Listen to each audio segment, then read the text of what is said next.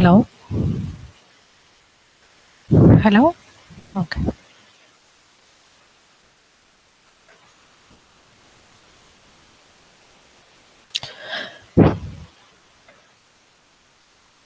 Dear students, welcome to ACT sponsored Prerna program for GATE training. So, we are continuing with our data structure discussion. We have discussed about arrays, stack, queue, trees, linked list in our previous sessions.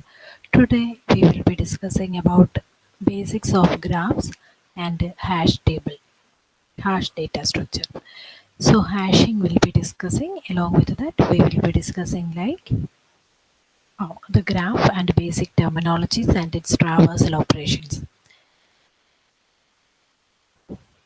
So the major discussion is about heaps. So heap is also a data structure. And what is the speciality of heap data structure? Heap data structure will be having few properties. We'll see what all are the properties of that. A binary heap is a complete binary tree which satisfies the heap ordering property. The ordering can be done in two types. One is called min heap property and the second one is called max heap property. So what do you mean by min heap property and what do you mean by max heap property? In min heap, the value of each node is greater than or equal to the value of its parent. So whatever be the parent value, compared to the parent value, the children will have the higher value. And that is called the min heap property. So that means the node or root node will have the minimum value. With the minimum value element is at the root. Okay. So the root will be having the minimum value. It will be called as min heap property. So what do you mean by that? So this is the root you are having and the root will be having two uh, child nodes. In this case, the root will be having a smaller value and child nodes will be having higher value than that root. So this is an example of a min heap. So the root is this node that will be having the minimum value, that is 1, and other one nodes we is holding the value 2 and 3. So we can tell like a the child nodes 2 and 3 is having higher value than 1. So it is the example of the min heap. Coming into the max heap property, next one, so that is just opposite to the first case. So it means that the value of each node is lesser than or equal to the value of its parent, and maximum value will be present in the root node. So this is the example for a max heap. There, the root node will be having the higher value compared to its child nodes. So that is the example of a max heap property. In a heap, the highest priority element is always stored at the root, and hence the name is called as heap. So why it is called as in a heap? Always the highest priority always will be keeping in the root element. So always the deletion will be happen from the root element. So the highest priority element will be always keeping the element which needs to be have more access, that will be keeping in the as a root node. A heap is not a stored structure and can be regarded as a partially ordered. So we can say like it is not a completely sorted structure, but it is partially ordered structure. There are conditions like that, but it is not always mandatory that the ordering should maintain. So it should not be always sorted one. Even you can keep like this also. See, uh, it is like if this is 7, this value was 7, then this may be 4 and this may be 2. So while writing 4 will be, it's not mandatory that always you should have a 2 and 4, that order should not be maintained. That's why it is called as, it is not sorted, but uh, uh, on if coming into the top level, the elements will be in the increasing order.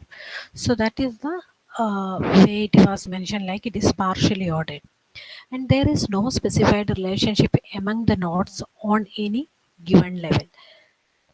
Even among the siblings, there is no special relationship between the dots in the same level. So the same level nodes may be of any type of value, so that we are not having any relationship. Even among the siblings also, you don't have a relationship. Since the heap is a complex, complete binary tree, and it is a binary tree, that was the initial sentence, so it was a complete binary tree. So always it will be having two children, and the heap will be a complete binary tree. What is a complete binary tree? We have discussed in the last session. Has the smallest possible height, and the heap with the n nodes will always has order of log n height. So what will be the height of the heap? That is of order of log n. So because as it is a complete binary tree, the height of the binary tree we have discussed, like it is of log n. So this is a complete binary tree, and how it is differ from a binary tree we will see. That are the two different types of heap property, max heap and min heap. Heap is usable data structure when you need to remove the object with the highest priority, and we don't like or lowest priority. How heap sort is working we have discussed. We will see how heap sort will be working. Always the heap sort will be having mainly three steps. One will is called as construct the heap. Second step is delete the heap called heapify procedure, and then it will be doing the delete operation. So that are the three steps will be involved in the heap sort. Uh, So always the higher priority or highest priority element will be keeping in the root allocation. A common use of heap is to implement the priority queue, where it will be used mainly. So mainly with respect to the application, like ask the following type questions you may get. So there the application of the heap will be always associated with the priority queue.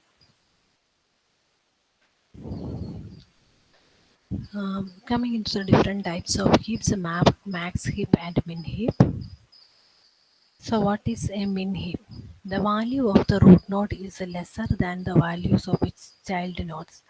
The value of the root node, that means the minimum value will be present in the root node, that is called min heap. And what will be the max heap? The value of the root node which will be greater than the value of its child nodes, and that is called a max heap. That is called a max heap. Okay, any doubts? So we'll be moving into the next one. How can you construct a heap from a set of values? So how can you construct a heap from a set of values? So few examples has given. Example 1, 35, 33, 42, 10, 15, 14, 19, 27, 44, 26, 31. So please try to implement the first one. Construct a heap from the following data. All of you take a notebook and try to draw that.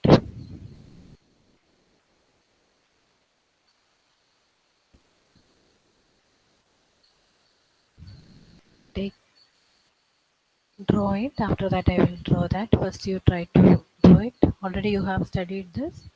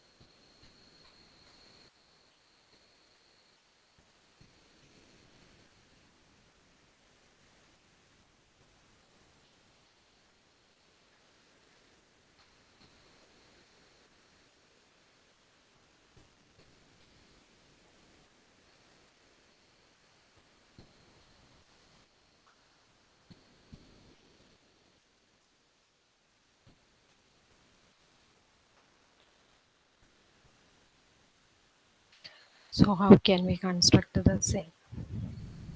So first you should decide that what is the whether it will be the max heap or min heap you are planning to construct. So we will draw for max heap. Okay, we will draw for max heap. So in the beginning you will be having only one entry, that is with value 35. That is with value 35. Then 33 will be coming always whenever a new node or new value will be coming. So that will be added as an empty node or a child node. So when this 33 is coming as a child, then the comparison will be happening. If this is both the values will be comparing with the parents, if that is a smaller value, if it is a smaller value, then you have to swap it. If the root is having the smaller value, we are trying to create the max heap. So that means the root node will be the higher one. So 35 and 33 will be the value. So 35 is the higher value. So 35 will be the highest value, and 33 is the minimum value you are having. Then 42 will be coming. So always the next procedure is 42 you have to add as a child of this. But comparing this with the parent, 42 is a higher value. So that will be drawn like this 42, and then you will be having two child nodes. One will be with the 33 and other one will be swapping the value of 35 and 42. So you will be getting a 35 as the next value. Okay, so coming into three values as over, next is 10. So 10 will be added as a next. How the complete binary tree will be constructing in the same way we have to construct. So 10 will be added over here. Next will be and it will be comparing with its parent. The parent is higher than the child, so no issues. Then 14 will be the next child, so 14 also won't make any problem. So even 14 is also fine.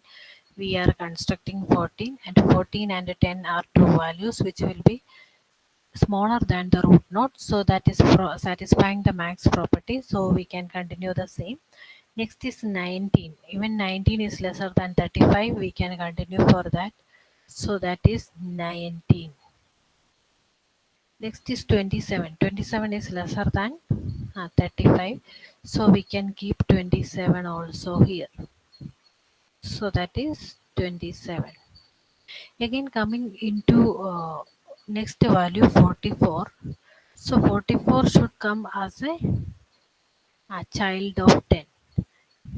Now I should check the heap property. Is it 44 is smaller than 10? No. So swap should happen.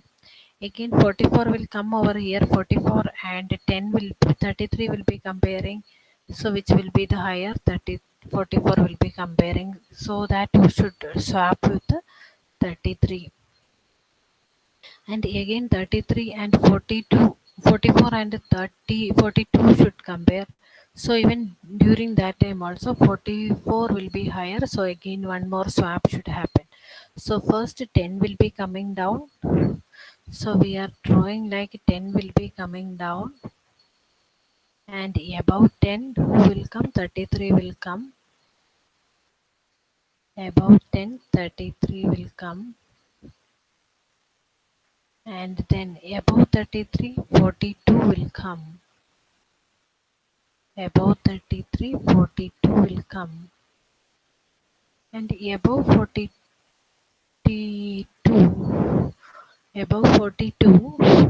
you will be having the next value, that is 44,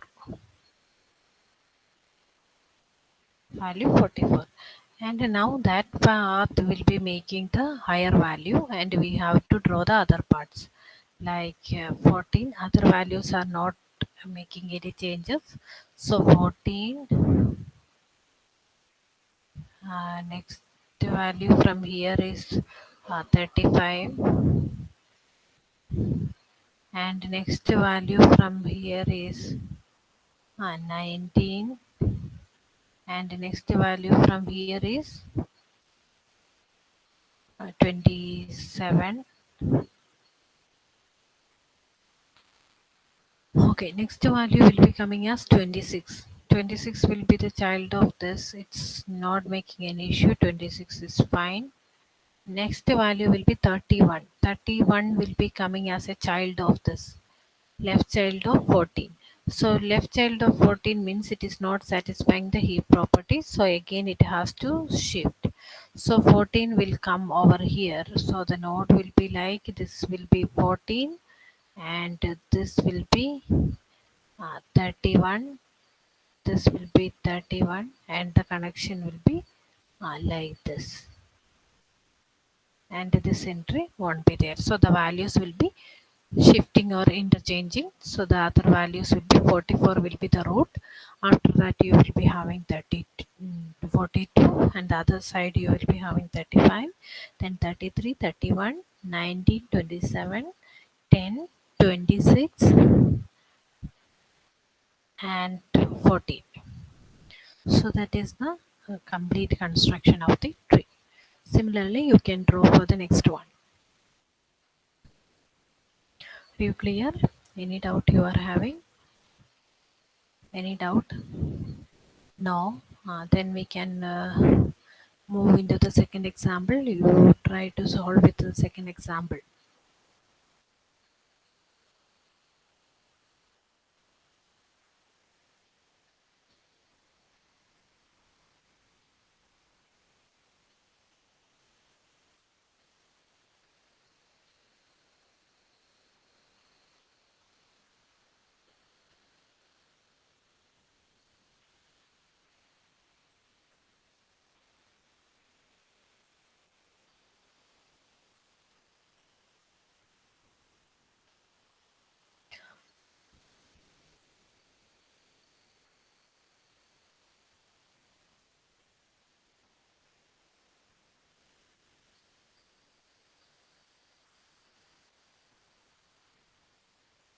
So move into the second example, this one. 1, 3, 5, 4, 6, 13, 10, 9, 8, 15 and 17. So we have to draw the corresponding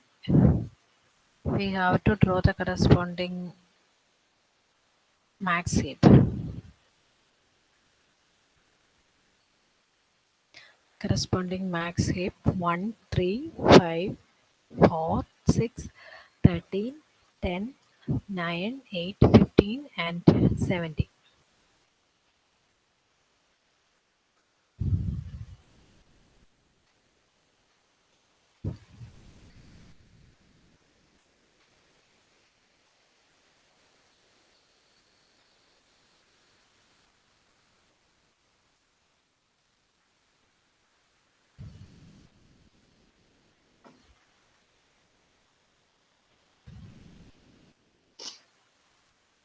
How can we construct that? Did you finish? No? Okay, do it.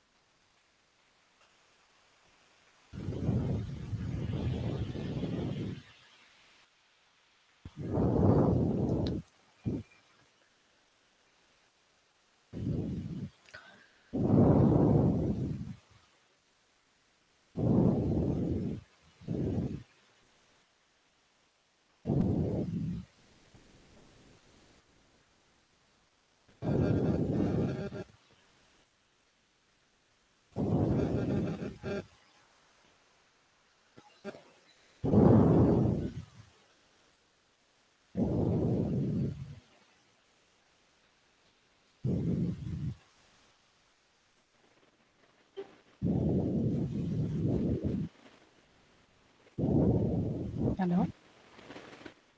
Hello?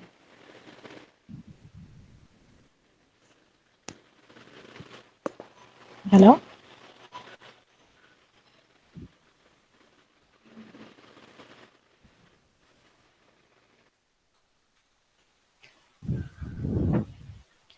Did you finish the second example?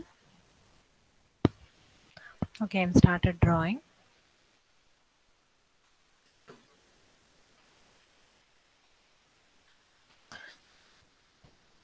So the first element will be 1. So we are drawing with 1 as the root node. After that you will be having 3 as the child node. So but you know that 3 will be smaller than 1. So we have to change it, interchange it. So this will be 1 and this will be 3. And the next element will be 5. Again 5 will make issue. So we can keep 5 as the root node and 3 as the child node. Again, the issue will be 4. 4 will can I keep as the child of 1? It's not possible. But can I keep as the child of 5? It's possible. So 1 and 4 will be interchanging and 1 will be coming over here. And the next is 6 will be coming. 6 will be the next element of 5. 4. But the issue is 4 is a smaller value. So it should interchange the value. So 6 will come over here, but again 5 and 6 are the elements, so again the interchange should happen. So 6 will be the root, and 5 will come back to the position of 4, and to this side you will be having 1, and the other side you will be having 4, and right of the 6 you will be having the element 3. So this is the current scenario. After that you are so up to 6 we have processed. After the next element will be 13. So how to keep 13? 13 will be again coming as the next left child of this, but according to the equation it is not. So 13 can come over here, 3 can come over this location, and 6 will be coming over here, and 13 will be in this location. 13 will be in this location. Next development will be 10. 10 will be the right child of this, but it is not possible to keep as a child of that. So 10 will be the root node, and we will be keeping 6 as its child. Next value will be 9. So 9 will be coming as a left child of 1. So how can we keep left child of 1? So where should I keep? Where should I keep? Where should I keep the value 9?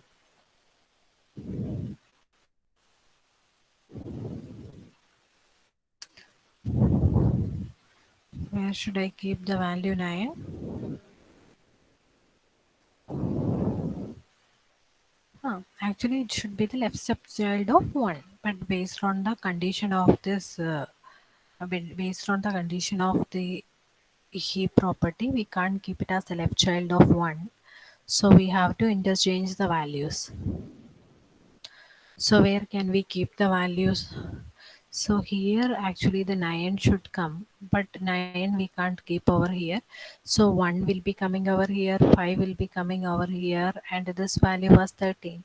So that is fine. So we can keep 9 over here, and here 5 will be coming, and here you will be getting the value 1, normal 1. This one will be shifted to here. Next element will be 8 will be coming. 8 can I keep over here? Not possible. So I should take 5 back into this position, and after that I can keep 8 in this location. Next is 15. 15 should be the left child of this. But 15 can I keep over here? Not possible. So 4 should come over here. Next 9 should come over here. This will be changing to 9, and this 9 will be shifted to 13, and this value will be shifting to 50. Again, once 15 was the element, the next element will be 17. So 17 how can we keep? So 9 should come over here, and 13 should come over here, and 15 should come over here, and 17 will be coming over here. As this is the largest element in the entire list, that will be coming as the root element of the heap. I think you are clear with what is meant by heap. The next one you can just note down and you can do as a homework. 34, 32, 41, uh, 3, 9, 13, 18, 26, 43, 25, 30. So that one you can just try it and you find out what is the value getting into. Coming into the array representation of heap, as we mentioned earlier, we discussed earlier, like the heap will be acting like a binary a tree or a complete binary tree.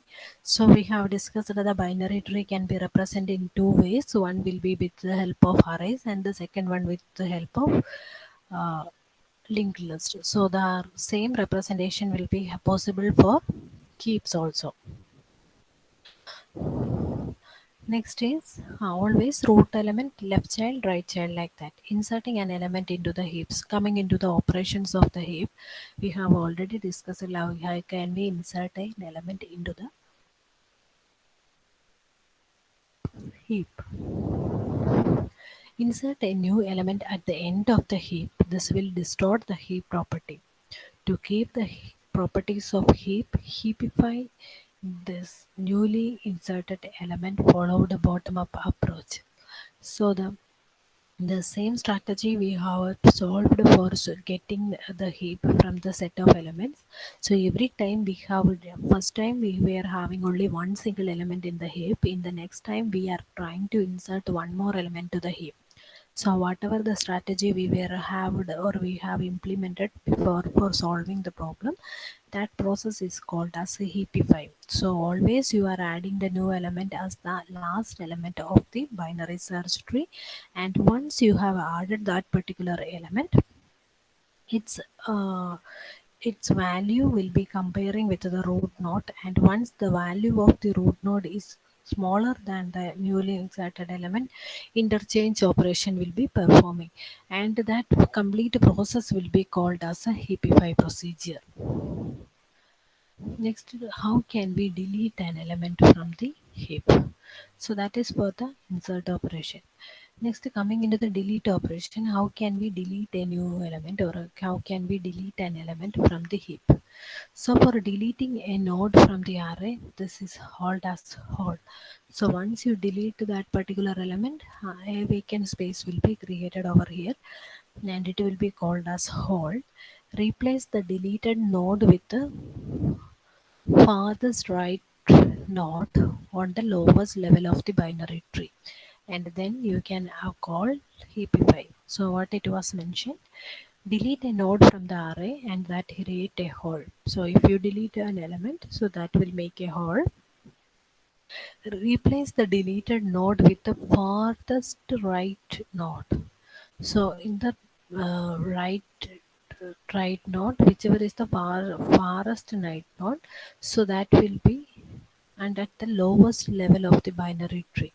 So in the lowest level of the binary tree, which is the farthest right node, with that the elements you can interchange, and that will be called as heapify.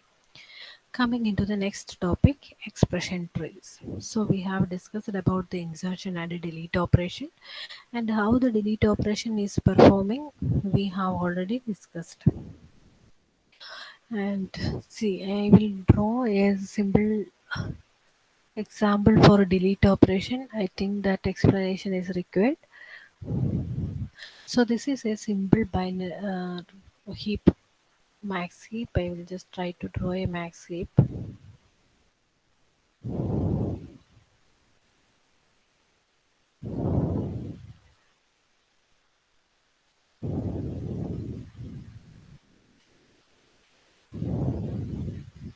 So these are the few set of elements you are having. So I want to delete the element 7.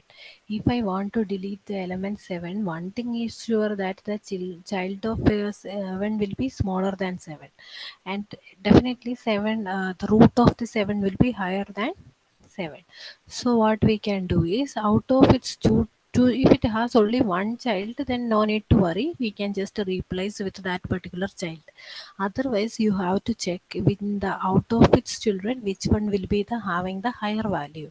So with that higher value would entry, you should fill this vacant location. That's what it was mentioned, like a farthest right node. Okay. So coming into the next one is a expression trees. So what do you mean by expression tree? A special kind of binary tree in which each leaf nodes will be containing an operand and a non-leaf node will be containing a single binary operator. And the leaf of the right subtree of the operator node represent the sub-expression that must be evaluated before applying the operator at the root of the subtree. So what was mentioned by a binary expression tree is it's again a binary tree, and it will be having always the leaf nodes will be the operand. And what about non-leaf nodes? Non-leaf nodes will become contains the binary operator. The non-leaf node will be containing binary operator. The left and right subtree of an operator node represent the sub-expressions that must be evaluated before applying the operator at the root subtree. So we'll have the examples of that. So what was it when I mentioned? This is an example of an expression tree. So here the root, this plus operator will be evaluated at the end of it. Always this will be following a bottom up approach. That means first this division operation will be performing and with respect to C and D. So you can see all the leaf nodes of this tree are the operand A, B, C and D, and the intermediate nodes or internal nodes will be always the operator. So the operator will be performing on the operands. So that will be evaluated in the bottom up approach. So the always the root operator or the root expression or the root operation will be performing at the last stage of the calculation. So every sub branch will be called as a sub expression for the regular sub expression for the complete expression. So this will be doing C division D. C by D will be doing, and based on the result of that it will be doing B into the result of this, and then A plus the result of this complete operations will be performing. So this will be all together will be giving a value that will be the operand for the second expression. Okay, so that is the complete expression you have to solve. A plus b star c by d. So c by d will be performing, based on that b will be multiplying, and a plus b bar, so to that a will be added over. So that is what the binary expression tree was mentioned. The left and right subtree of the operator node represent the sub-expressions that must be evaluated before applying the operator at the root of the subtree. The useful in several concepts such as compilers to generate the code can verify if the expression is well formed, where the expression trees will be mainly used. Expression trees will be mainly used in the compilers to generate the code. We have discussed about three address codes. So the intermediate code with representation we have discussed, and there actually we were discussed like the memory will be represented through a three address code. So the useful in several concepts such as compilers to generate the code and verify the expression is well formed or not. Especially for the syntax calculation or syntactically whether the program is correct or not. During that time what we were doing is we will be checking like whether the expression is possible to evaluate with whether the parentheses were matching. We have already discussed an example for stacks how it will be checking whether the parenthesis count is matching in, but with the help of expression tree also you can verify the expressions so well formed. And then the application we have discussed like it's the most commonly used in compilers. That point you have to remember. So if the data is instead of an expression, if it is represented through an expression tree, then the parenthesis is not required. Use tree structure, which will be speed up the calculation. Okay, so that are the benefits of expression tree. This is a four-level binary expression. So what will be the answer of this? Please calculate and tell me.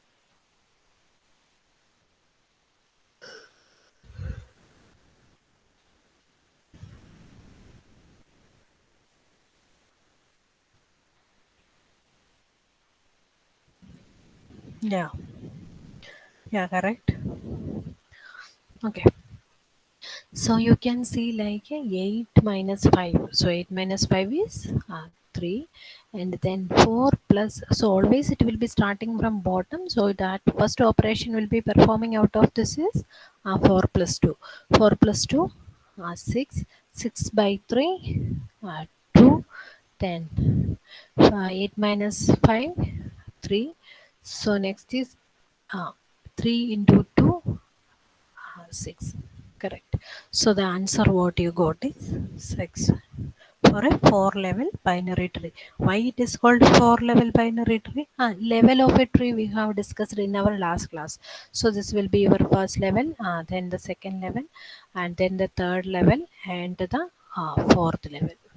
Okay. Coming into levels indicating the precedence. So which operation should perform the first? That will be in the lower level. So that is what it was trying to tell. The levels of the nodes in the tree indicates their relative precedence of evaluation. We do not need parentheses to indicate the precedence. Usually the higher order precedence value will be putting inside the bracket so that we can even see that.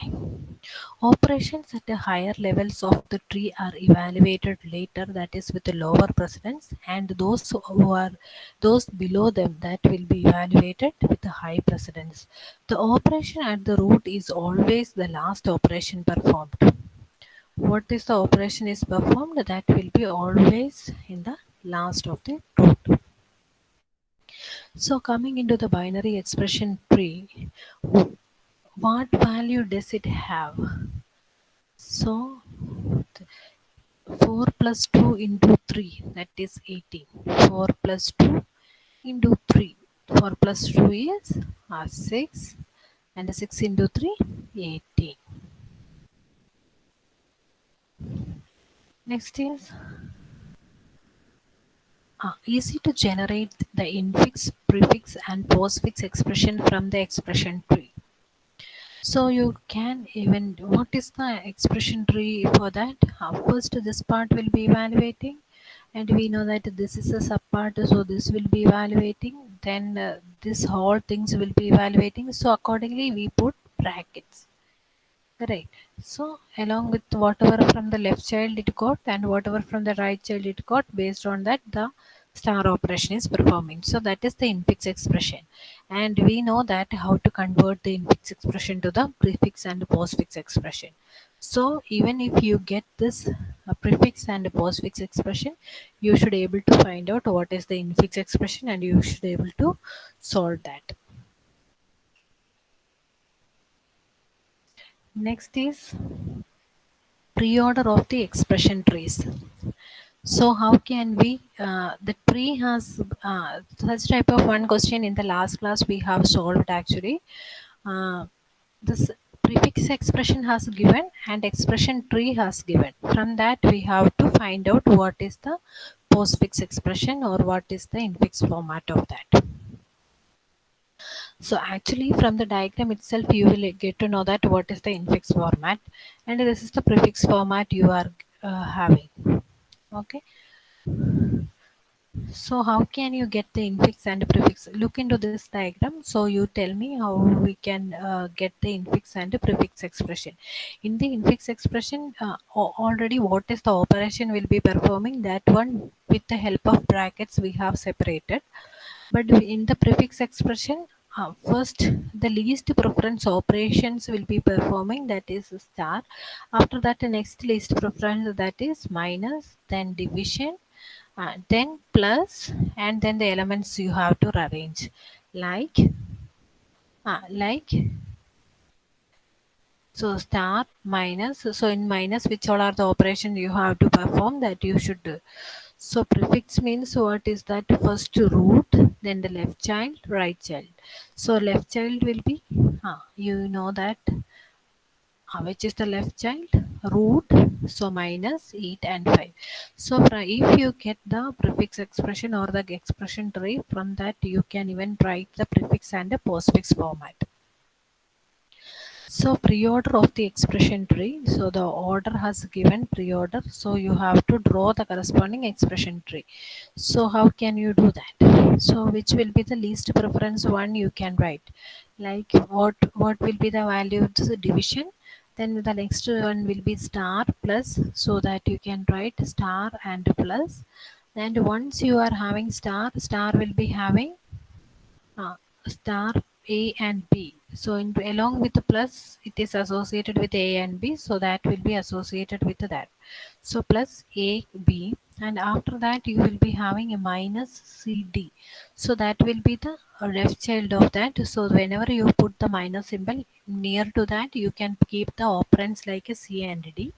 Then plus E, F. That will be the next child of that. That will be plus E and F.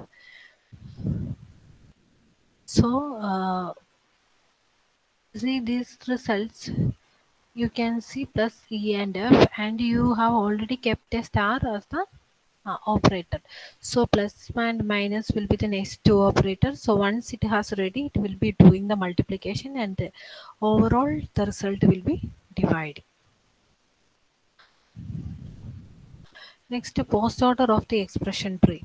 So from this, can you tell what will be the post order of the expression tree? We can get the post order of the expression tree.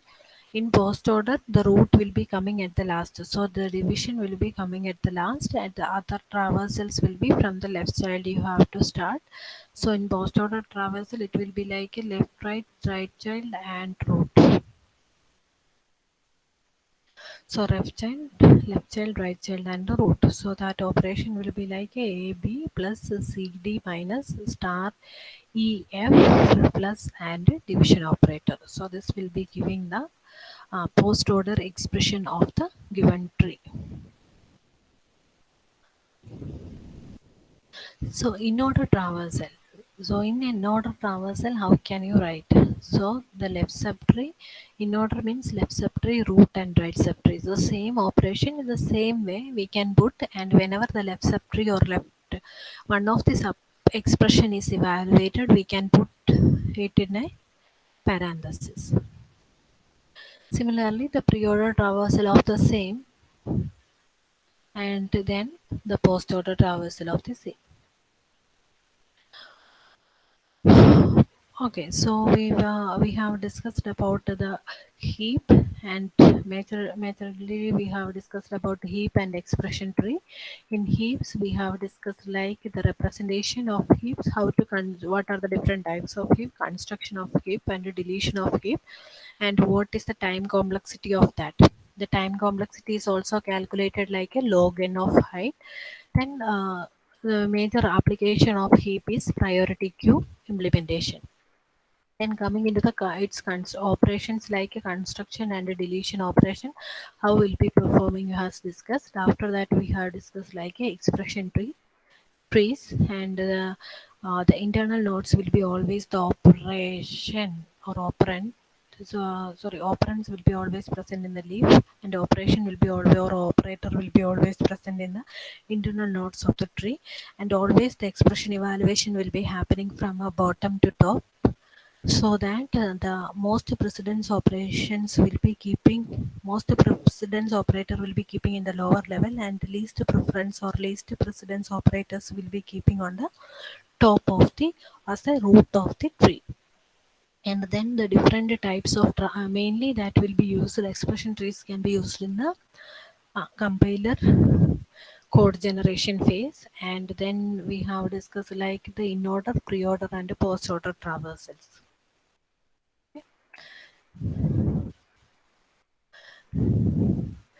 uh, we'll be moving into the next one is graphs. So what is graphs? Till now, if any doubts is there, you can ask me. Any topics?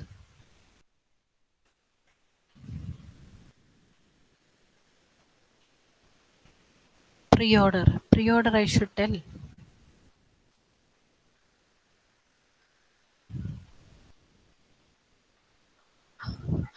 This even you can ask, this we can they can ask in both the ways, like giving the expression and asking you to draw, or the diagram will be given and it will ask you to write. Both the ways, if it is coming also, you can get it from that. If it is coming from both expression, one more infix expression will also get. One option is either both the things will give, like infix expression and this diagram will give, and from that you can even ask, or even only the diagram will give and they can even ask for the expressions.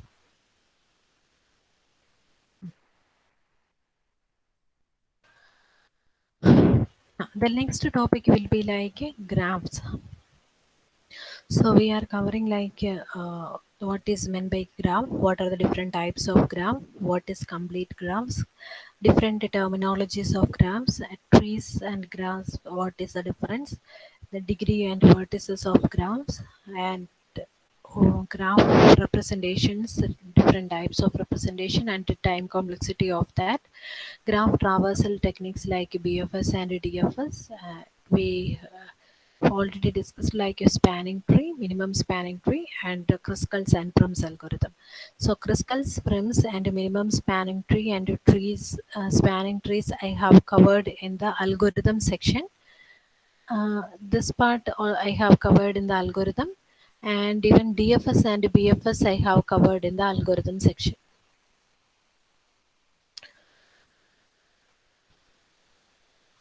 So algorithm sections I have covered these two parts because it's even its complexities we have to study. So that part I have covered in the algorithm, and these things only the basics of graphs will be discussing in today's session.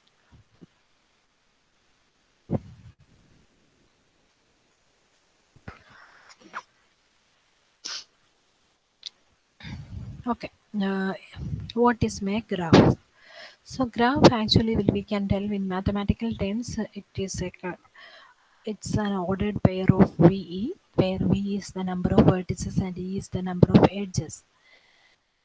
And in normal times, a graph will be containing a set of nodes and a set of edges, and all together it will be making a graph.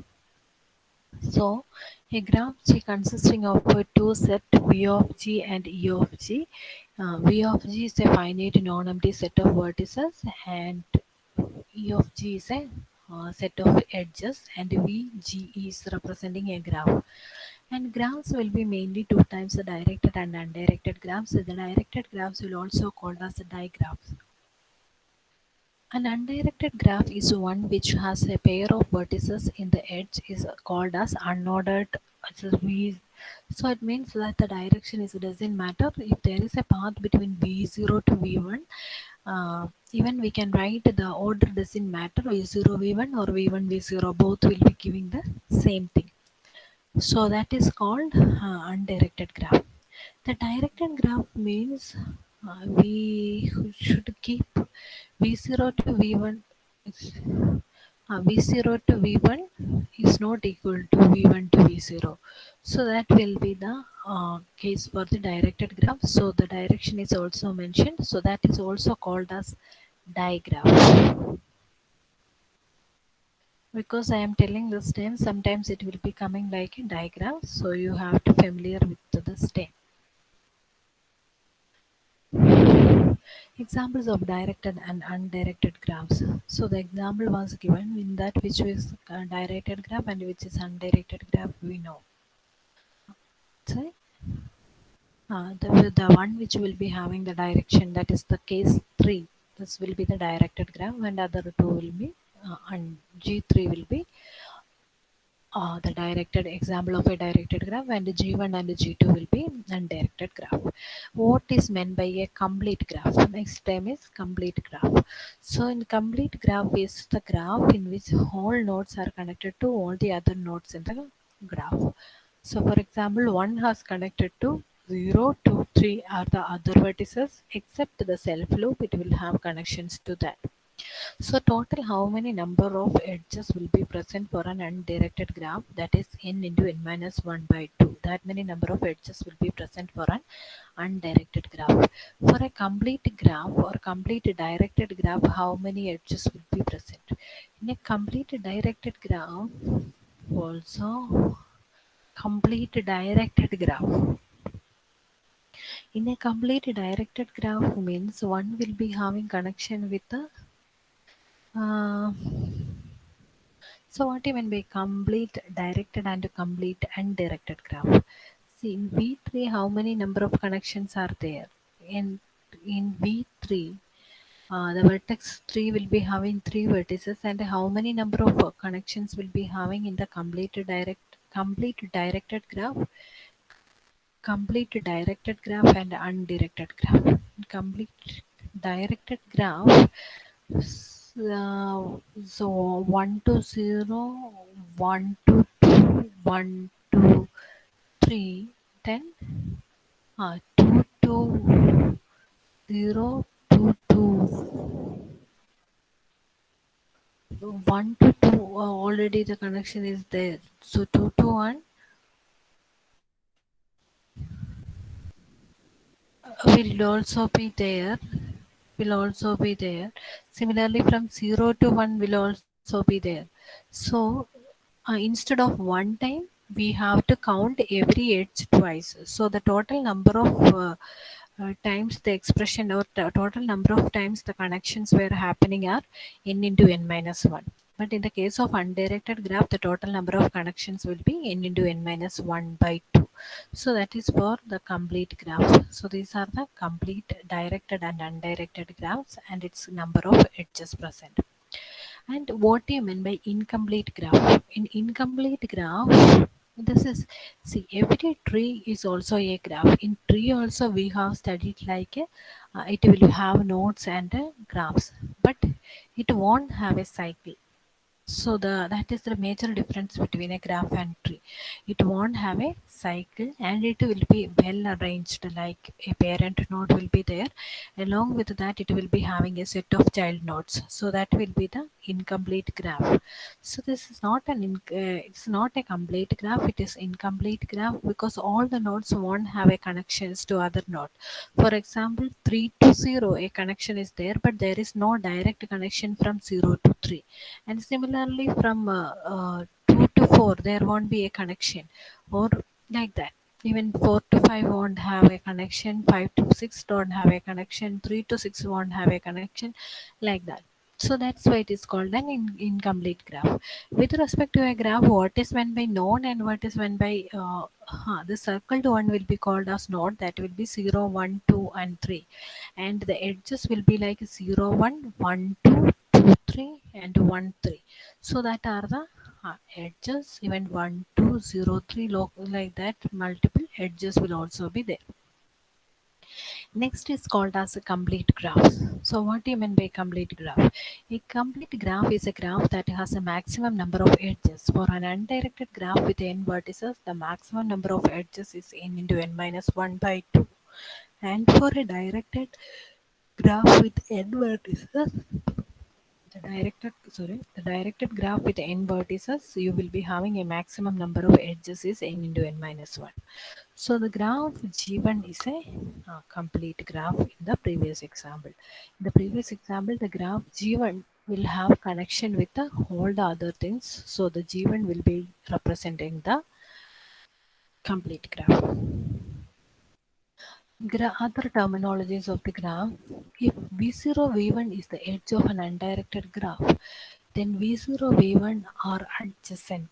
So both things v0 and v1 are near to each other, that you can represent like it is adjacent.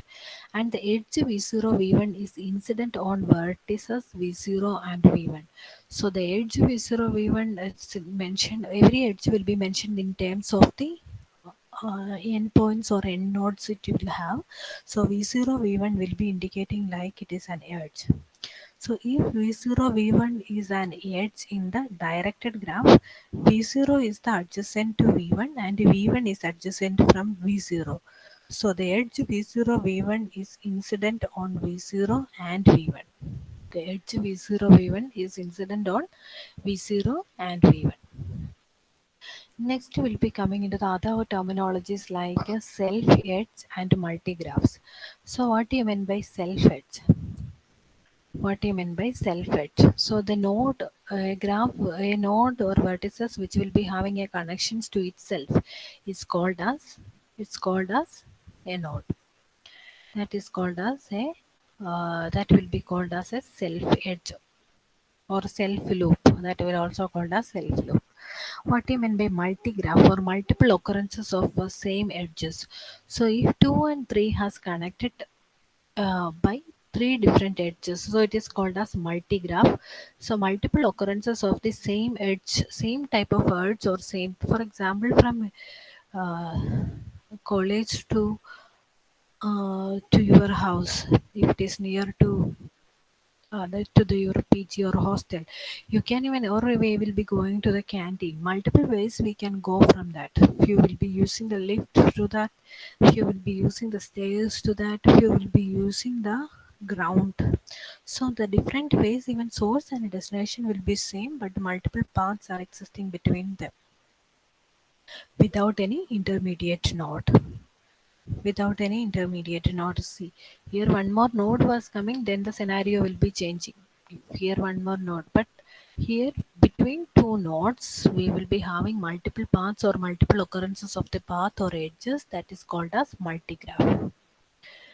Next is called a subgraph. That already we know. The subgraph G is or G dash. Two graphs. Subgraph of G is called as G dash, such that V G dash is a subset of VG and E G dash is a subset of EG.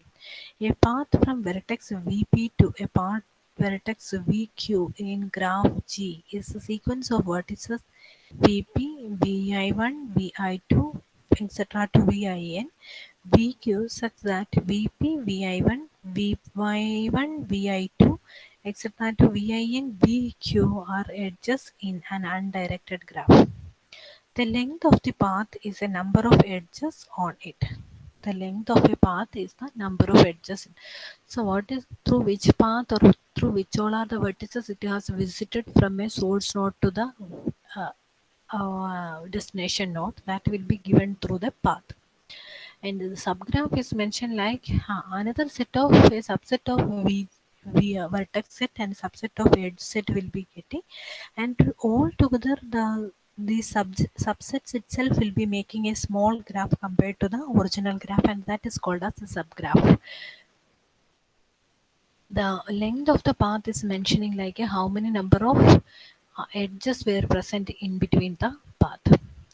So we will look into the example of some of the subgraphs of G1. So this is the G1 is the graph. So the first one is only 0. Even vertex without even edge also, that will be the part of the graph. But with a single edge, it won't make a graph. But if it has a single vertex without even nodes also, it will be making a null graph.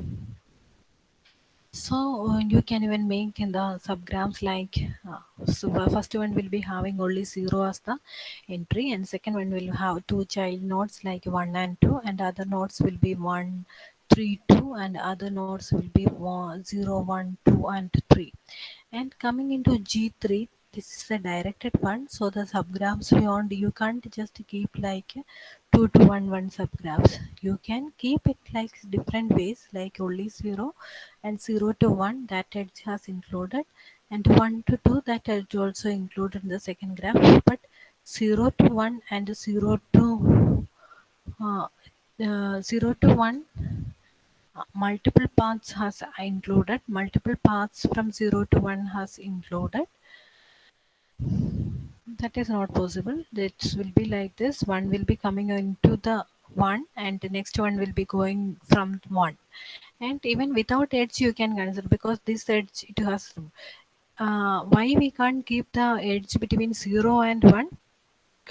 Because that edge was not present in the original vertex, original graph. Even 0 to 1, only one edge was present, so multiple edges were not present in that, so you can't keep it. Whatever was present, that you can keep in the subgraph. Next is simple path. What do you mean by simple path? A simple path is a path in which all vertices except possibly the first and the last are distinct. That is the simple path. So that is the path in which all vertices except possibly the first and last are distinct. All the so it won't have a loop type structure. All the intermediate vertices inside the paths will be distinct. That is called as simple path. Next is cycle. Cycle is a simple path in which the first and last vertices are same. If the first and last vertices are same for a simple path, you can call it as a cycle. Next is a connected path. In an undirected graph G, two vertices V0, V1 are connected. When we can tell like two vertices are connected, if there is a path existing between V0 and V1, then we will be calling that those vertices are connected. Okay.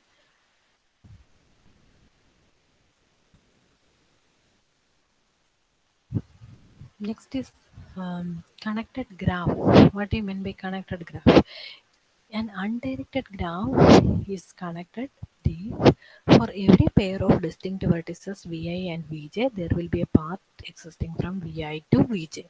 So that means that two paths will be existing from Vi to Vj, and there will be a path existing between Vi and Vj. There will be a path. There will be a path existing between Vi and Vj, and that is the path between path from Vi to Vj. So that is called a connected graph. Next is what is the difference between trees and graphs? So method we already have discussed, like trees and graphs will be looking similar, like it has a collection of vertices and edges, and how both will be different. Tree is a graph that doesn't have a cycle. That is the major and important point. It is an acyclic graph.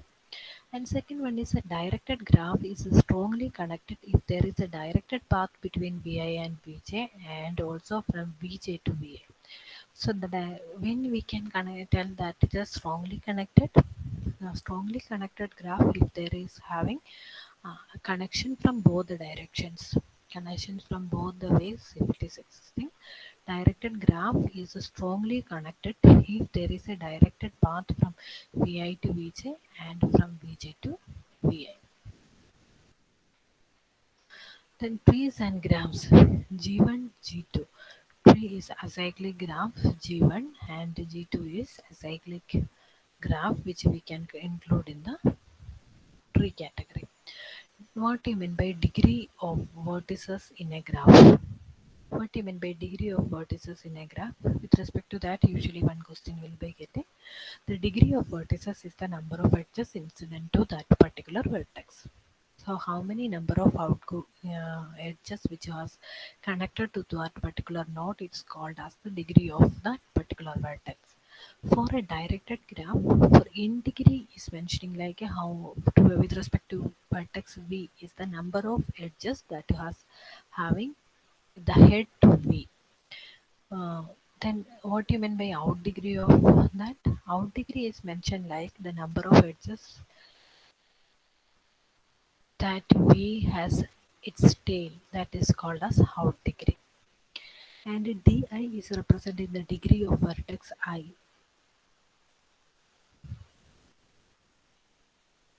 In a graph G with n vertices and e edges is the number of total edges. So total number of edges is equal to the get all together the degree sum of degrees of all the vertices divided by 2. So or directly you can tell like the sum of degree of all vertices is equal to 2e. This equation is called as Euler's equation. So that's a very famous equation. 2 is equal to the sum of degree of all the vertices. So coming into the example, we can even see what is the degree of in a complete next property is in a complete graph you will be having all the vertices with the equal degree. So you can see the degree of G1 will be having all will be having the same degree, that is 3. How many number of edges which was incident on this vertex, as it is an undirected graph, the number of vertices will be connected with this will be depending. So that will be like 3 will be the vertices. But you can see for with respect to 2, it will have a 3 number of why 3? Not only its child, its all connections will be considered because all trees will be considered like say graph. Okay, coming into G3, this is a directed graph. So with respect to every node, you have to have every vertex or every node will be having an in degree and out degree. So 0 will be having in degree 1 and out degree 1, and 1 will be having in degree 1 and out degree 2. Why? Because from 1 to 1 only one edge will be coming, and from 1 you will be having 2 edges are going. So that is major parts of the discussion we have discussed. Next thing, how can you represent a graph in a graph or tree in adjacency and adjacency list and adjacency matrix format? So this is a simple graph. So in adjacency matrix format, you will be having the entry like it will be represented like it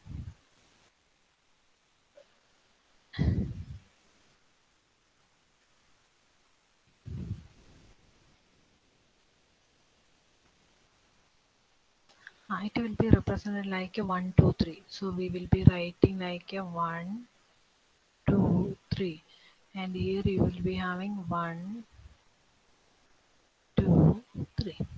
So 1 to 1 you don't have a connection, so all the diagonal elements you can keep as a 0, and the other elements you can keep. 1 to 2, is it any connection? Yes. 1 to 3, is it any connection? Yes.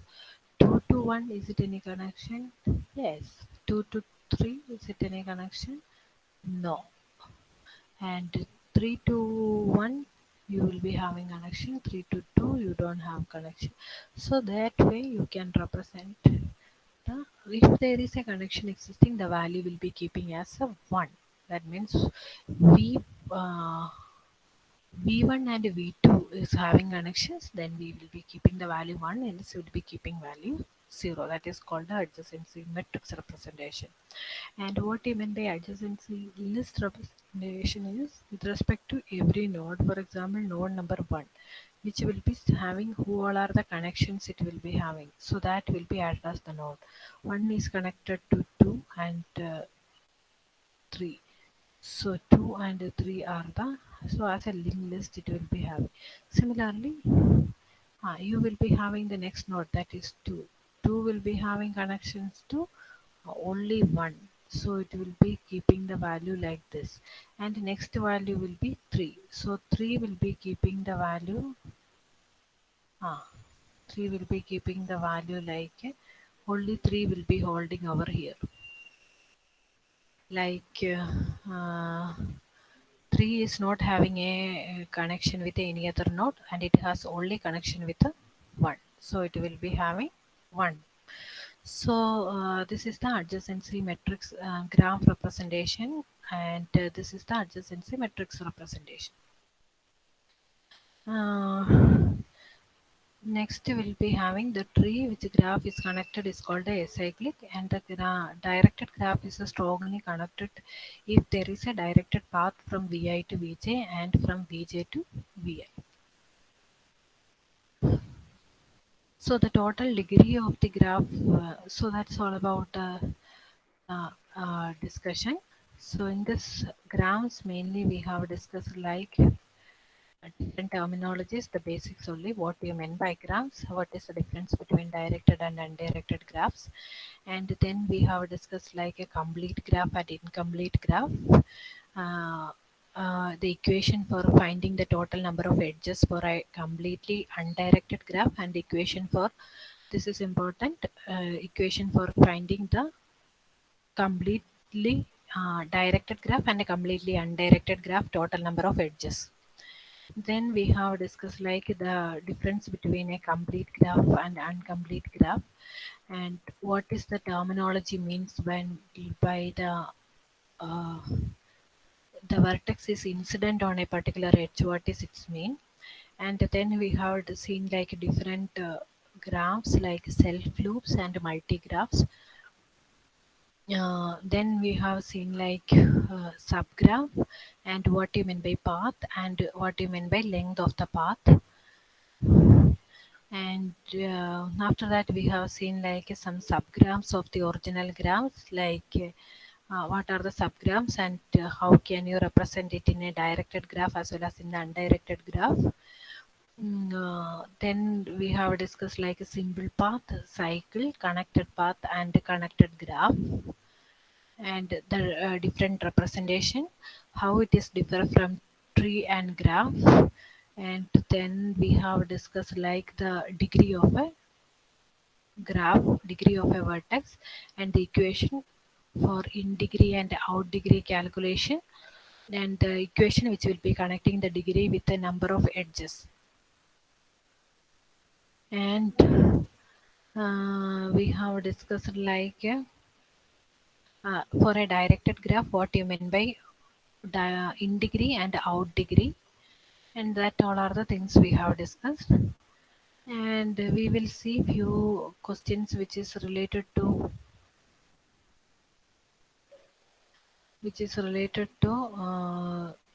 data structure. We'll see over here.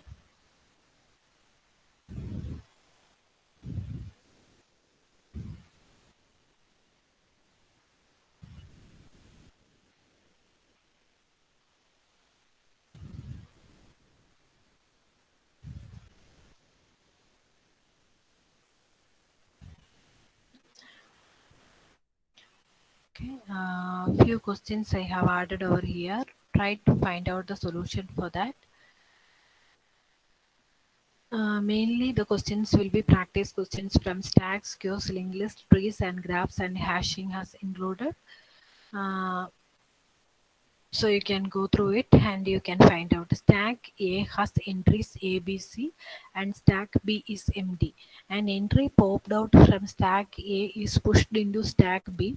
An entry popped out from stack B can only be printed. In this arrangement, what will be the which of the following permutations of A, B, C is not possible? In this case, which of the following permutation is not possible? Can write the answer in the chat box.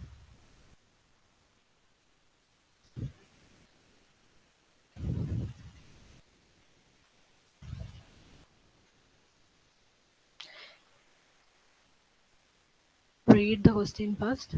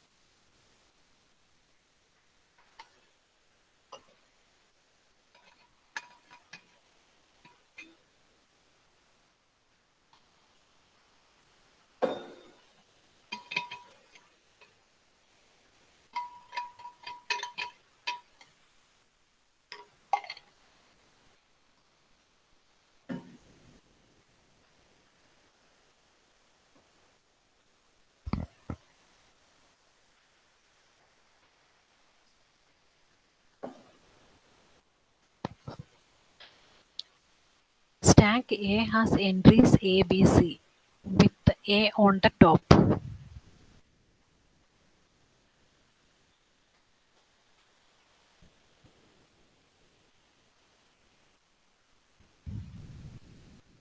And B stack A and stack B is empty.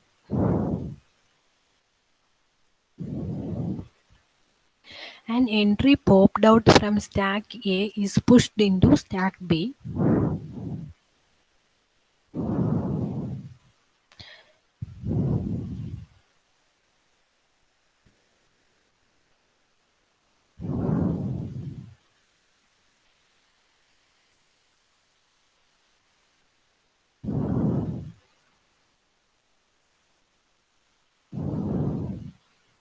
A, B, C is inserted. So you can print like a CBA. CBA. That is the first option. You can keep all the elements back to B and you can print all the things. So that option is possible. Second option, the option number A was mentioned like BAC. So in BAC, is it possible? We have to check. So A has inserted, then B is also inserted, then it was printing like B and then A, and then C is inserted and printed. So that option is possible. Second option is BCA. Is it possible for printing BCA? A is printed, A is pushed, B is pushed, and then C is pushed. After that, is it possible to, okay, A is pushed, B is pushed. After that, B has outputted, then C has outputted, and A has outputted. Is it possible? Yes, that is also possible. Next option is CAB. CAB. So how it will come? First ABC has pushed, so then only C will come out of for printing. So C is pushed and A is pushed, B is pushed. So is it able to print like that? So this is next option will say, is it possible for printing A, B, C? A has pushed, A is printed, B is pushed, B has printed, C is pushed, C has printed. So that option is also possible, and we have seen like a option number C is not possible. Why it is not possible is C has taken out. So if you want to print C first time, you have to push all the elements into the stack. So all the elements you have to push means ABC is already there. So once you have pushed all the elements into stack B, C has taken out and printed. But after that, the next element you can't take A, it should be in the order. So this will option won't be possible. So answer will be C. Coming into the next question.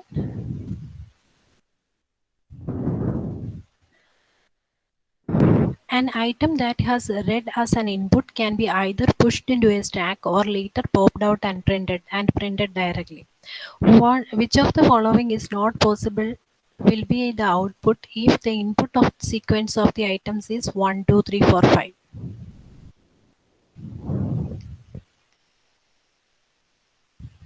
Read the question.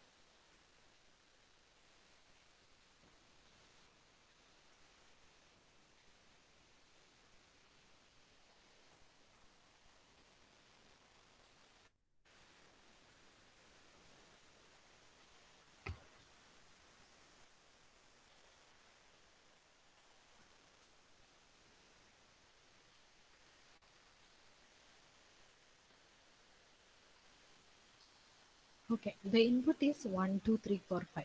The input is 1, 2, 3, 4, 5.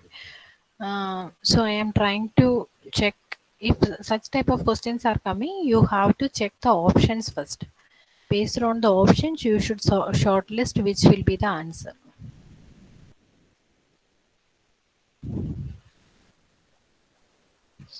Pushed into the stack. Later, it has two options are there. One is you can push it into the stack and pop and print. Second option is directly from the input you can print. Two options are also given. Inputs are 1, 2, 3, 4, 5. So I am checking for option number A. Option number A is telling like 3 is outputting. So before that, definitely 1 and 2 should insert into the stack. 3 has to output, 3 is in the output, 4 is also printing. I am thinking like 3, 4, 5 is directly printing, and 1 and 2 is coming. So there itself, the first option itself is wrong, because if 3, 4, 5, even if it is printed directly, the other two elements has already pushed into the stack. So while return it back and printing, that time it should come as 2, 1. But the answer was given like 1, 2. Option number B is correct. We'll see the other options also. Option number C, 1, 1 has inserted. Then uh, it was printed value 5. So we can tell like 1 has outputted and 2 is inserted, 3 is inserted, and 4 is inserted. 2, 3, 4 is inserted, and 5 is directly coming into the output. 5 is directly coming into the output, and 1 and 5 has in the output. Next is 2, 3, 4. Is it possible 2, 3, 4? That is not possible. It should be in the reverse. So even this option is also not possible. Coming into option number D. D is all the elements has pushed into the stack like 1, 2, 3, 4. And so while printing, you can't take this option. So answer will be option number B, because that only will be taking the elements in the order according to the question. It's not mandatory that always the stack will be following the same set of operation. The question will be mentioning like what type of operation it has to do while printing. So read the question accordingly, you think.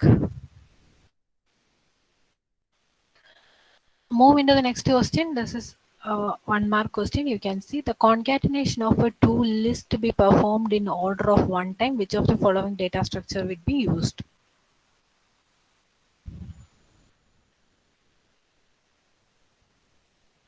Yes, which one will be taking irrespective of the number of elements in the array? It will be just making a one single connection in the case of singly linked list. Correct. Next one is which of the following is essential for converting an infix expression to the postfix effectively? So in the infix to postfix expression conversion, which type of stack will be using?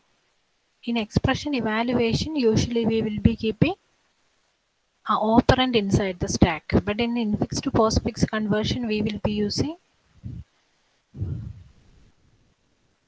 yes, operator stack. Next question, what can we say about the array representation of a circular cube when it contains only one element?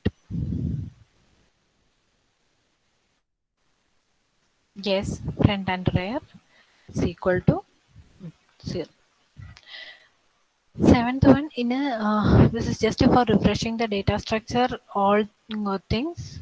We will see some questions from the gate point of view also. In a circular linked list organization, insertion of a record involves the modification of in a circular linked list. So you have to know what is a circular linked list. Insertion of a record.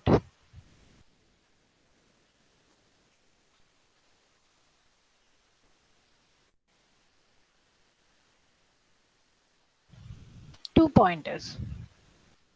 Next one. Linked lists are not suitable data structure or for which of the following things? Linked lists are not suitable data structure for which of the following problems?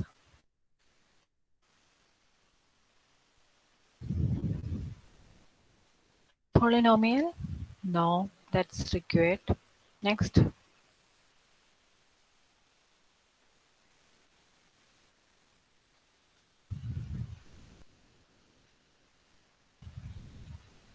Insertion sort is fine because it will find out the location, and in that particular location it is in binary search it is not possible. Why? Always the element will be comparing. If it is not there, the search process will be changing. But in the case of linked list, you will have always the search from the first element. So that is not suitable for the binary search. We into question number 9. In the worst case, the number of comparisons needed to search a single linked list of length n in the given element is.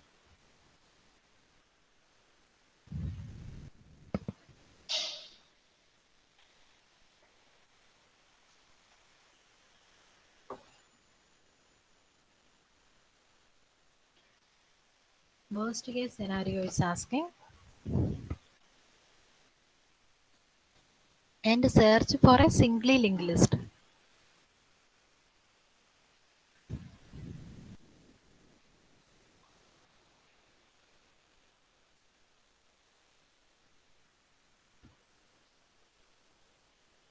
Singly linked list, how many searches is required? In the case of verse, always it will be starting from the first element. So the search will be required n number. Correct. Next one. Let P be a singly linked list and Q will be the pointer to an intermediate node X in the list. What is the worst case time complexity of the best known algorithm to delete the node X from the list?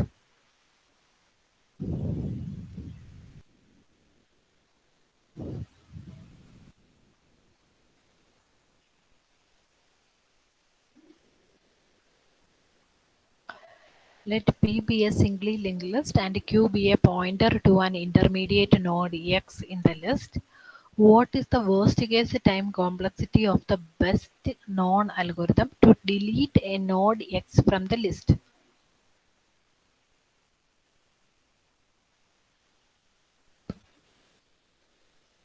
Okay.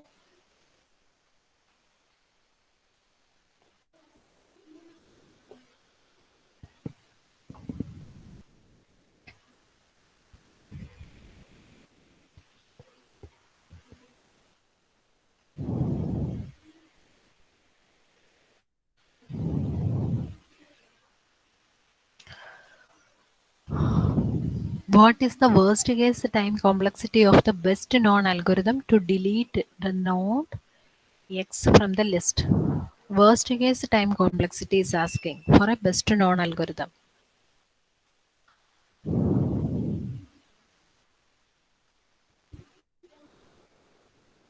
For a singly linked list it will be order n in the worst case. The initial configuration of a queue is A, B, C, D.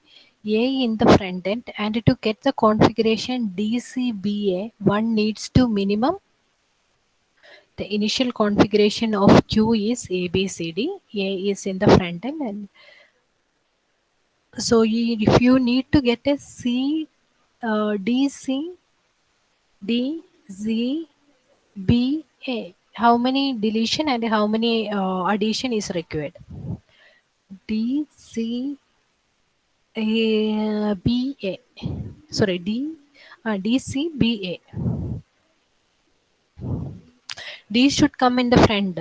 So, how many deletion is required? Three deletions is required. D, C, B, A. And so if we delete D, the other elements like C, B, A should come. So C, B, A will be coming like C, B, A will be coming like you have to include the other elements like C, B, A. How many? Three. Three additions and three deletions are possible. Next question. If the sequence of operation push 1, push 2, pop, push 1, push 2, pop, pop, pop, push 2, pop are performed on a stack and sequence of popped out, the sequence is popped out and the values are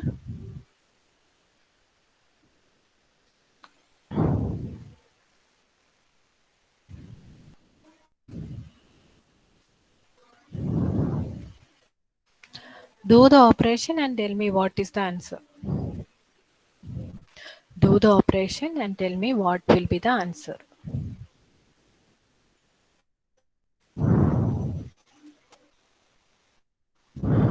See, first it will be pushing into the stack. So 1 and then 2 and will be popping. So 2 and again pushing 1 and then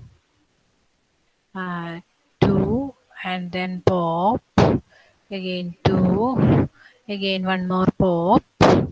So that will be like 1 and again one more pop. That will be like 1 and then you will be having a push 2 and that will be popping. So 2 2 1 1 2 2 2 1 1 2. Those that will be the option number 1.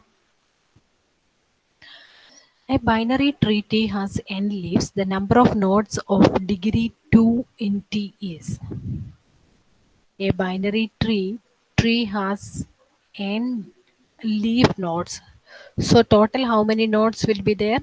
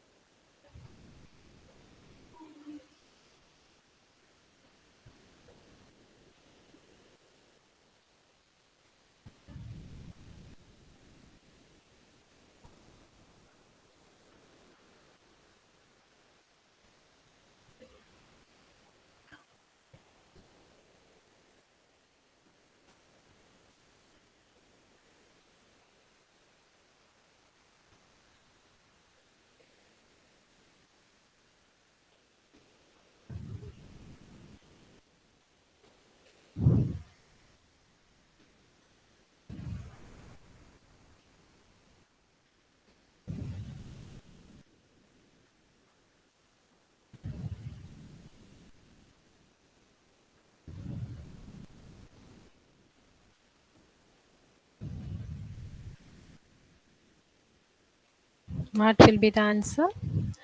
Total n minus 1. Okay, so n minus 1 internal nodes will be there, and based on that, you can even find out like n minus 1 will be the answer. Next question. In a balanced tree given in figure below, in a balanced tree given in how many nodes will be become unbalanced when the node is inserted as a child node of G?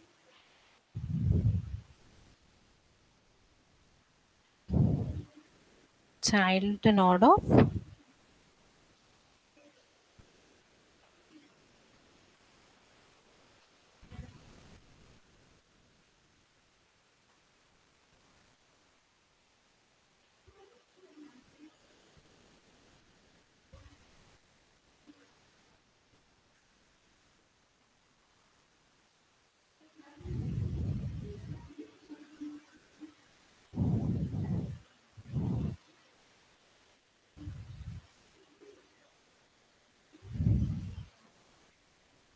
Next one, which of the following sequence denote the post-order traversal sequence of the tree?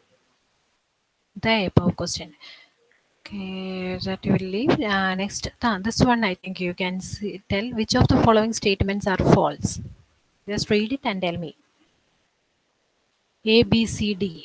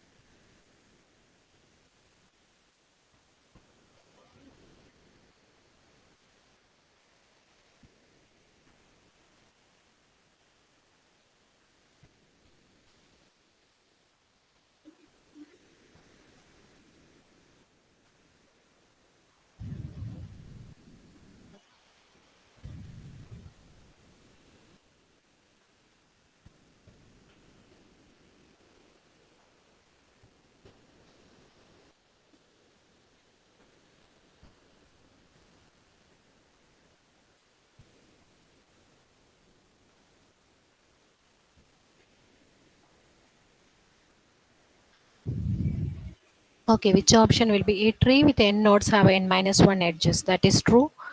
Next one, a labeled root binary tree can be uniquely constructed given its post order and pre-order traversal results. Labeled root binary tree can be uniquely constructed.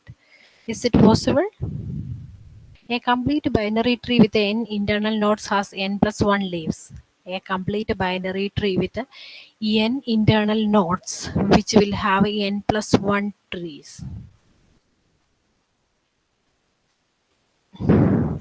If such type of questions are coming and you are not knowing that, you just draw a complete binary tree. So it is like 1, 2. Is it a complete binary tree? This is a complete binary tree. How many nodes are there? How many leaves are there? 1, 2, 3 leaves are there. 2 nodes are there. So that is also correct. Next one is the maximum number of nodes in a binary tree of height h is. This is also correct. But this is not possible with whom we can construct either a post order with in order or a pre-order with the in order traversal results. So that is the correct answer. Next, a complete n-ary tree is one in which every node has 0 or n sons or n children. If x is a number of internal nodes of a complete n-ary tree, the number of leaves in it is given by. That will be x into n-ary tree. So it is n minus 1 plus 1. X into n minus 1 plus 1. Okay. Next, the number of leaf nodes in a rooted tree of n nodes with each node having 0 or 3 children is.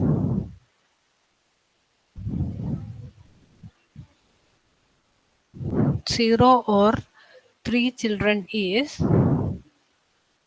0 or 3 children is.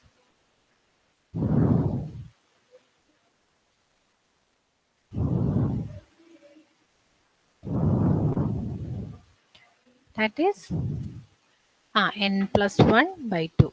The average search time for hashing with linear probing will be less. That we didn't discuss. Hashing we can just leave it. I can cover hashing in the next session. This is binary tree one. A binary tree which will having non-leaf nodes has non-empty left and right subtrees is called a strictly binary tree. Such a tree with 10 leaf nodes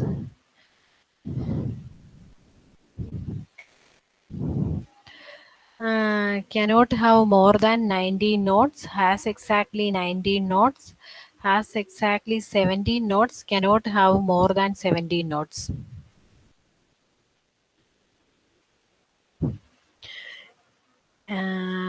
Every non-leaf node has a non-empty left and a right subtree is called a strictly binary tree. What is a binary tree? It's a non-left node and a non-empty left and right subtree is called a strictly binary tree. Such tree with 10 leaves are having. Cannot have more than 19 nodes. Has exactly 19 nodes. Has exactly 70 nodes. Cannot have more than 70 nodes. So that is exactly 90 nodes. The number of binary trees with a 3 nodes. How many distinct binary trees with 3 nodes is possible? It's the question.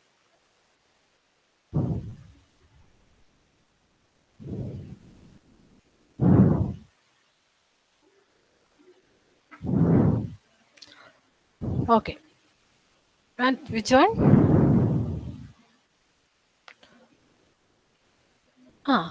3. Then 3. 1, 2, and 3. So A, B, C. After that, this you can interchange. So again, one more you will be getting, and again you will be having. So that is for every node you will be getting 2. Similarly, how many nodes you can keep? 3 nodes. In that one will be unique. So answer will be 5. Which one of the following statement is false? Optimal binary search tree construction can be performed effectively using dynamic programming. BFS cannot be used to find the connected components of the graph. That part I am just okay. I think I have covered BFS and DFS in a. I covered the BFS and DFS in the algorithm session.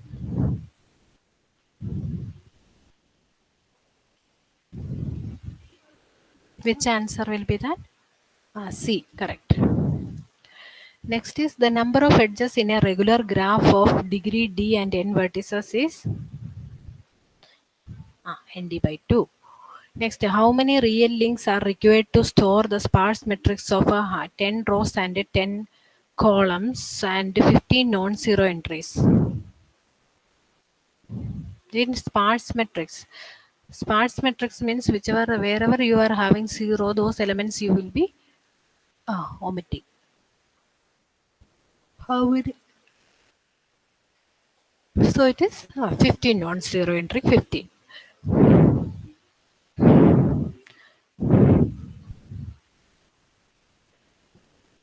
Next is which of the following is not an application of a binary search tree?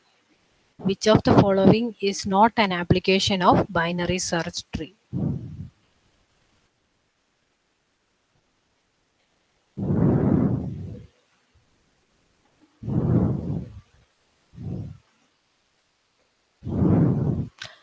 D, correct. The postfix expression equivalent for infix expression? Yes. Stack cannot be used for evaluate arithmetic expression, implement recursion, convert a given allocate resources like CPU and operating system. Scheduling will be performing by which data structure? Q. Right.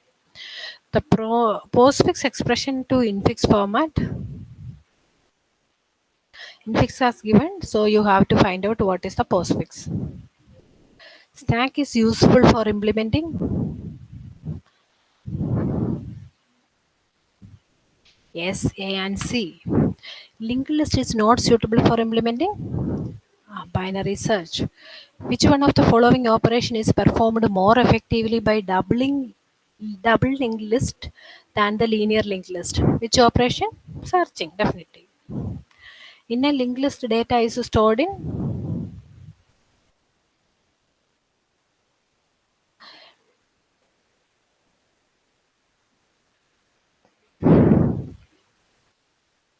B. Dash is called self-referential structures. Linked list. Why? It will have a pointer to itself. Which of the following is not a good for linked list? Binary search. The correct pop operation is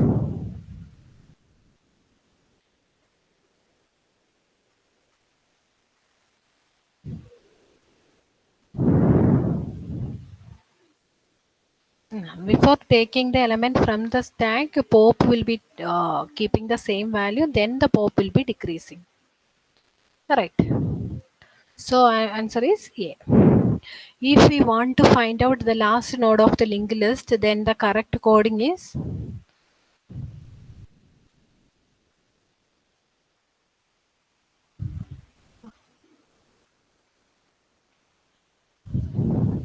option number C. So this pointer part will be null. That its pointer part will be null. Next, 46. Correct declaration of linked list.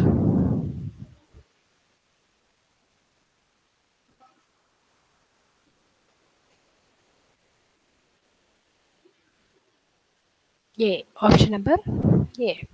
Level order traversal of a rooted tree can be done by starting from the root and performing.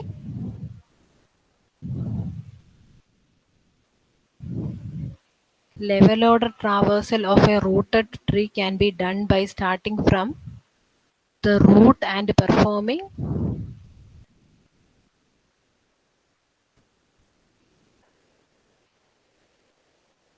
Level order traversal. Level order traversal will be which one? Which one? Pre-order traversal, in-order traversal. What is level order? One by one, level by level, it will be traversing. So that will be the example of. That will be the example of BFS, breadth first search. The numbers 1 to n is inserted in a binary search tree in some order. In the resulting tree, the right subtree of the root contains p nodes. Then the first number to be inserted in the tree must be.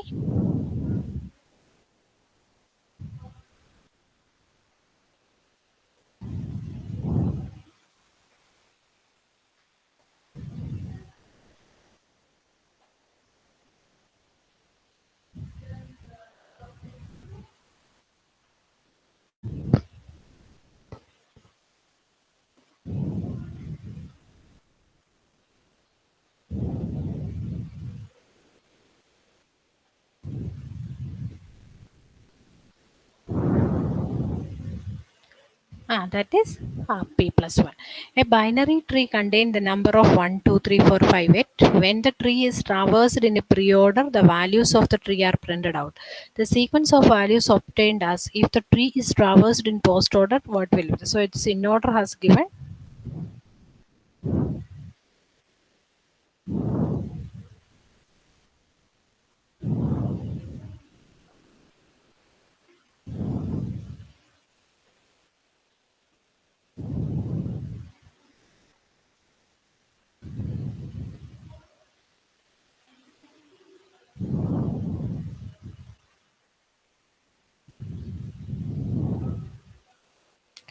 Okay. D. How many distinct binary search trees can be created with the 4 distinct keys?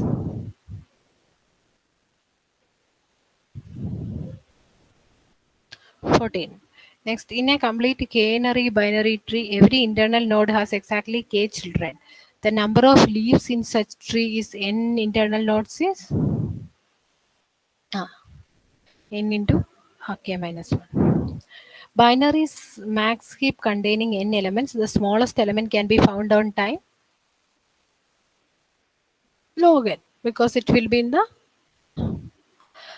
second last element. So that will be the lower end.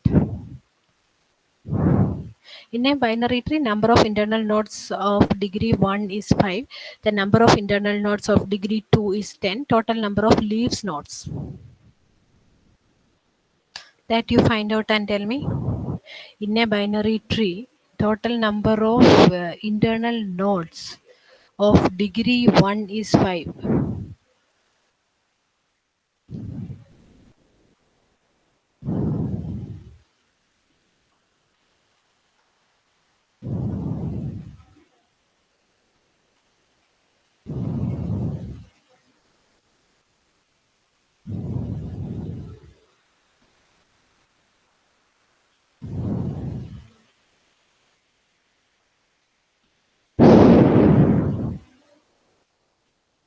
and the number of internal nodes with degree 2 is 10.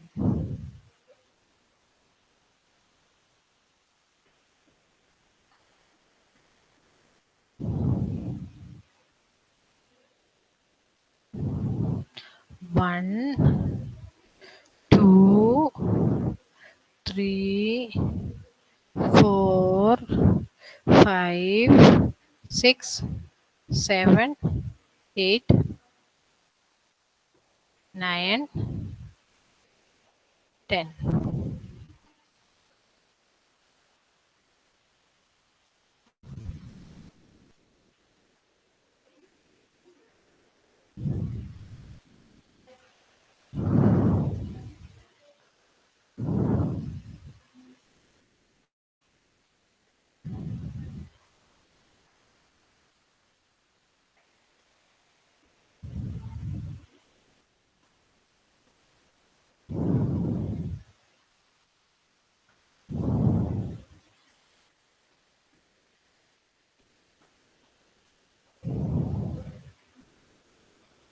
So total 10, and everyone will have 2.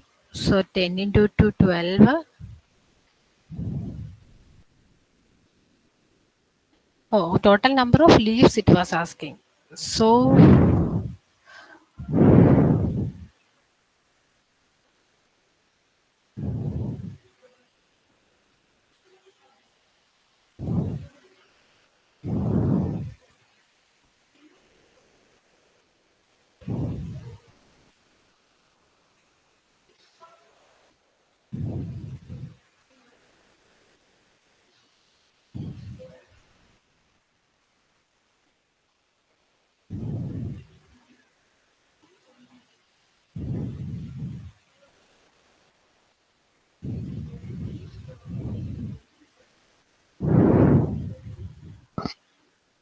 okay, 12, correct.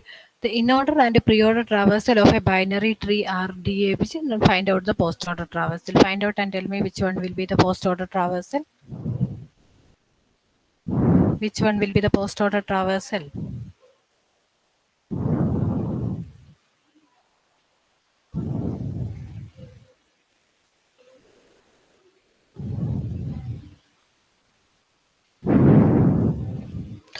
Solve it. So we have solved so many questions of similar type. You can solve it easily.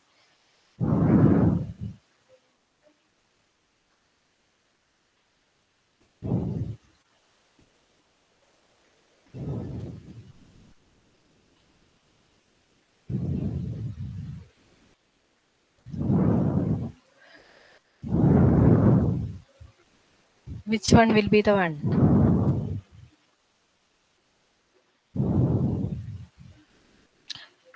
Yes, solve it.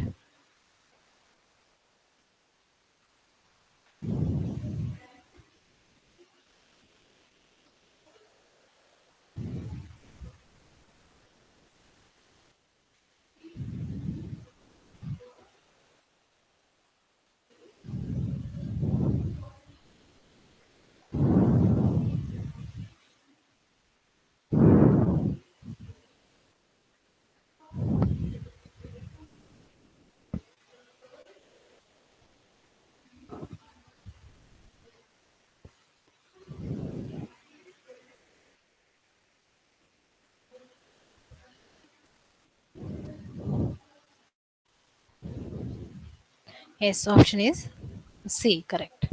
Next one. How many distinct BSTs are constructed from three distinct keys? Already have seen, I think.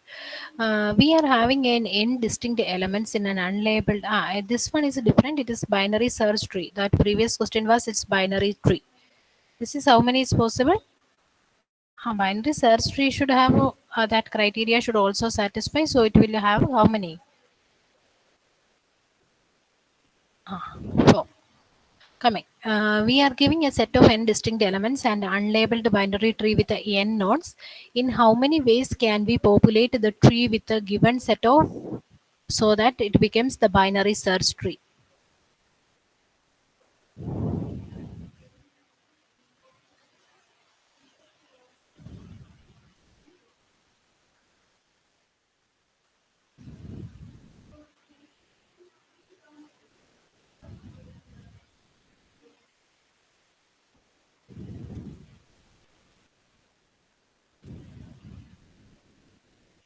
What will be the answer?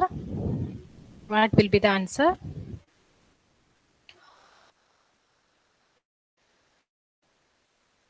Binary search tree. How it becomes a binary search tree is the question. Yes, correct. Then while inserting the elements 71, 72 in 71, 65, 84, 69, 79, 67, 83 in an empty binary search tree in a sequence shown, the elements in the lowest level is inserting the elements in a binary search tree. Lowest level will be ah, already we have seen how can we construct a binary search tree. Within seconds you have to tell us 71. Then 65. Then 84. Fine. Next 69. 69 is not possible over here. So 65 will come. 69 will come over here. So which one will go down? The lowest element will go down. The complete binary search tree is level 5 has shown how many nodes? A complete binary tree of level 5 has shown many nodes. 15, 25, 63, 33. At level 0, how many? Level 5 are there.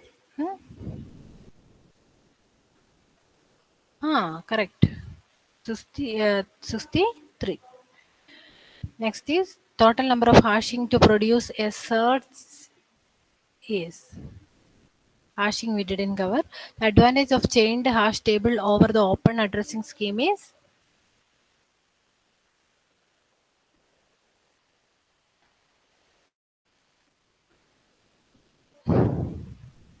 well, search will be less. Which of the following abstract data type can be used for representing many to many relationship? Graphs.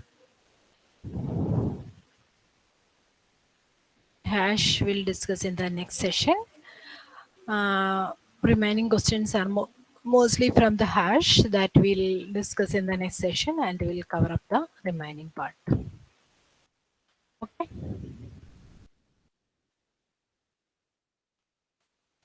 The questions also related to that we'll discuss in the next session.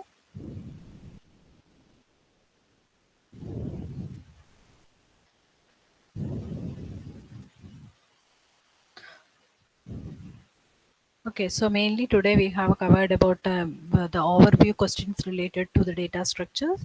We have covered questions from stack, linked list, queue, and graphs, and we have discussed like what is graph and its different types of graphs, and we also has discussed like what are the different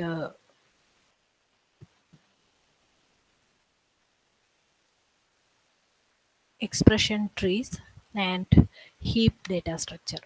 So we have covered data structure subject completely.